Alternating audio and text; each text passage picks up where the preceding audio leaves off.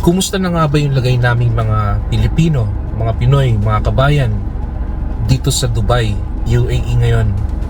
Marami nagtatanong sa akin, mga kamag-anak ko, mga batchmates, mga kaibigan, kung kumusta na kami dito. Ang masasabi ko lang is, we are very safe. We are protected by the government. Although everyday talaga yung attack ng mga Iranian missiles and drones, anytime, gabi man, madaling araw, araw-araw mayroon siyang attack since the 28th of February. Pero ang United Arab Emirates ay meron siyang isa sa pinaka-sophisticated na defense system, yung pang-intercept sa mga missiles, attacks and drones. Kaya kahit araw-araw kami pinapaulan ng missiles, nai-intercept yun ng UAE government. Kapag mayroong threats na parating, nagpapadala yung government ng emergency alert. Matatanggap namin yun sa cellphone namin. And after a few minutes, once na-intercept na yung threats, ay magpapadala uli ng message. Ito yon. Yes, nai-intercept yung mga threats, pero pinapaalalahanan kami palagi na mag-ingat kasi kung na-intercept man yung mga missiles and drones, ang kalaban natin dyan is yung mga debris na bumabagsak sa ilalim. Bumabagsak sila sa residential areas na nagkukos ng damage. Buti nga yung karamihan bumabagsak sa dagat, bumabagsak sa disyerto. Yun ang kailangang pag-ingatan natin, yung mga debris, kasi it can cause damages, it can cause loss of life, it can cause emergencies, injuries. During the first days, talagang nakakakaba, pero pinatunayan ng UAE government na kayang-kaya nilang protektahan kami mga expatriates, yung mga residents, yung mga locals, yung mga citizens nila. Nakakatabangan ng puso kasi sabi ng government, here in the UAE, everyone is Emirati. Around 200 nationalities ang mga expatriates dito na nagtatrabaho at pantay-pantay kaming inaasikaso ng government. Kaya mga kabayan, normal lang yung buhay dito.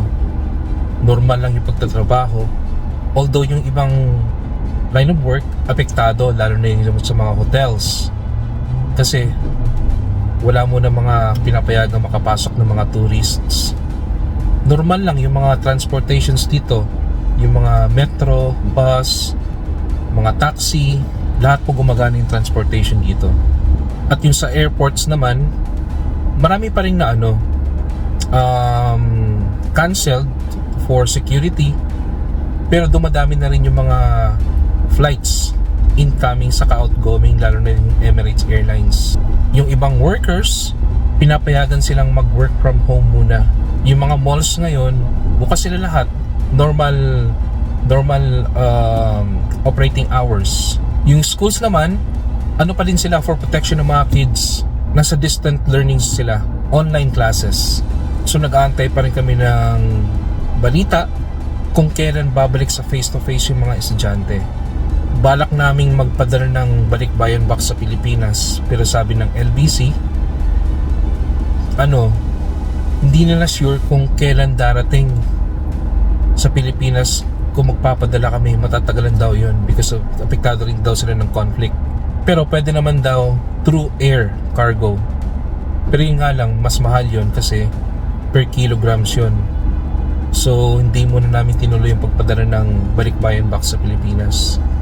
We always bear in mind na napaka-stricto ng UAE pagdating sa pag-share ng mga videos, photographs na pwede mag-cause ng panic sa mga nakakakita. So may mga naaresto na from different nationalities. Nakikita ko rin yung balita tungkol sa repatriations program ng government natin para mapauwi yung mga OFW o mga Pilipino na gustong umuwi ng bansa. May mga chartered flights na Philippine Airlines yata yun na nagsusundo sa mga OFW. At nakikita ko rin sa balita na sa pala sila, sa Villamor Airways yata yung arrivals nila sa Pilipinas. May mga nagtatanong nga sa amin kung gusto naming umuwi ng Pilipinas for repatriations, pero hindi ko pa rin pagpapalit yung buhay dito sa UAE. This is our second home. Kung uuwi man kami ng Pilipinas ngayon, pagdating sa Pilipinas, anong gagawin namin? Walang opportunity, walang magandang trabaho, yung krimen araw-araw may patayan, laganap ang korupsyon, ang mamahal na mga presyo ng mga primary commodities, mahal ang bigas, mahal ang mga pagkain, mahal ang gasolina, ang diesel. So we choose to stay here to continue to work for our families. Dito sa Dubai, nagtaas din yung presyo ng gasolina pero konti lang yung difference. Nagtaas din yung presyo ng groceries pero konti lang yung difference. Minsan tumataas, minsan bumababa. So hindi namin gaanong ramdam yung epekto sa mga presyo ng mga needs. Nakakalungkot nga sa Pilipinas napapanood ko sa balita araw-araw yung mga rally, nakakaawa yung mga drivers kasi ang mahal ng diesel. At ang malungkot pa nito, I'm sure tatagal pa ang ganitong sitwasyon kasi continuous pa rin yung conflict sa Middle East. Kaya sa mga kababayan ko dyan sa Pinas na umaasa sa padala ng mga kamag-anak nilang trabaho dito sa gitnang silangan dito sa Middle East, matuto muna kayong magtipid. Hindi natin alam kung baka one of these days maapektuhan yung trabaho nila dahil sa giyera, mawalan ng trabaho or mapahinto sa work. Ito, reality lang to, real talk. Karamihan sa mga OFW dito sa Middle East, kinakabahan din sila, natatakot kasi hindi nila sure kung safe pa rin ba yung work nila. Maapektuhan, baka mawalan sila ng work in the future. Kaya ipagdasal lang natin sila. And don't forget to always send them message ng pangungumusta para makalma naman sila. Napakalaking bagay nun. Ang madalas ginagawa namin, binibisita namin palagi yung Facebook page ng Philippine Consulates dito sa Dubai kasi doon lagi silang may update tungkol sa mga advice, tungkol sa mga repatriation, tungkol sa mga anything na makakatulong sa amin. Doon sa page na yun, lagi rin sila naglalagay ng mga videos, mga latest information, mga latest na balita. They always make sure na we are up to date sa mga current events. Ako madalas ko rin binibisita yung page ng Gulf News, Al Jazeera News, Al Khaleej kasi updated sila palagi sa mga nangyayari. In these times of uncertainty, kailangang healthy tayo palagi. Iwasan natin magkasakit kasi napakahirap ma-ospital lalo na kapag may giyera. Panalangin ko na sana ay matapos na yung conflict nito. Napakadami nang naapektuhan, hindi lang dito sa gitnang silangan kundi worldwide, lalo na dyan sa bayan natin sa Pilipinas. Ang dami na naghihirap na Pilipino, nangyari pa to. Panalangin ko sana matapos na to. At panalangin ko sana matapos na rin yung mga korupsyon dyan sa Pilipinas.